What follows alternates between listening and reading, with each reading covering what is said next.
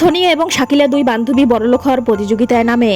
শাকিলা ধীরে সুস্থে কাজ করছিল এবং পানি তুলে নিয়ে নিয়ে তার ড্রাম ভরছিল, কিন্তু সোনিয়া খুব রাগ দেখাচ্ছিল। সে শাকিলার সাইডে গিয়ে তার বালতিতে লাথি মারে এবং তার কল থেকে নানা ধরনের চিন্তাভাবনা করে পানি তোলা শুরু করে এবং সে ভাবে এইখানে হয়তো জাদু আছে। তাই সে সেখান থেকে শাকিলার কল থেকে পানি তোলা শুরু করে, কিন্তু সেখানে হঠাৎ করে একটি বিষাক্ত পোকা এসে হাজির হয়। পোকাটিকে সে লাথি মেরে দূরে সরিয়ে দেয় এবং সে খুব রাগ দেখাতে দেখাতে নিজের কলের কাছে চলে যায়। কি করবে সে বুঝে উঠতে পারে না। হঠাৎ করে শাকিলা রাগ দেখিয়ে সেখানে চলে আসে। শাকিলা সেখান থেকে তার কল চেপে চেপে পানি তুলতে থাকে এবং তার কল থেকে পানি পড়ছিল, কিন্তু সোনিয়ার কল থেকে কোনো পানি পড়ছিল না।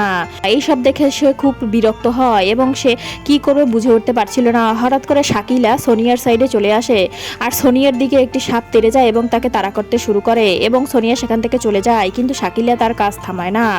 শাকিলা সোনিয়ার কল চাপতে থাকে এবং চাপার ফলে সেখান থেকে সেই কল থেকে কিছু স্বর্ণ উঠে আসে এবং এইসব দেখে সোনিয়া পুরো পাগল হয়ে যায়। শাকিলা খুব খুশি হয় এসব দেখে।